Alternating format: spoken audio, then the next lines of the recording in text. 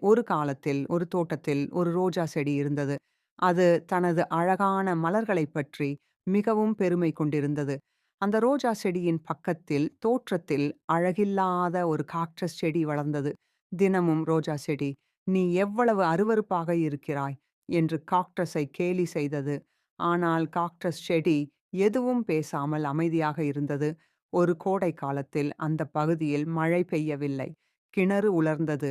தண்ணீர் இல்லாமல் செடிகள் எல்லாம் வாடத் தொடங்கின. ரோஜா செடியும் தண்ணீர் இல்லாமல் வாட ஆரம்பித்தது. அப்போது ஒரு ஹம்மிங் பறவை வந்து காக்டஸ் செடியின் உடலில் தன் மூக்கை நுழைத்து தண்ணீர் குடிப்பதை ரோஜா செடி பார்த்தது. அப்பொழுதுதான் ரோஜா செடிக்கு புரிந்தது, காக்டஸ் செடி தன் உடலில் தண்ணீரை சேமித்து வைத்திருக்கிறது என்று. தன் தவறை உணர்ந்த ரோஜா செடி காக்டஸிடம் மன்னிப்பு கேட்டது மற்றும் தண்ணீர் தருமாறு கேட்டது. கருணையுள்ள காக்டஸ் மகிழ்ச்சியுடன் தண்ணீரை பகிர்ந்தது.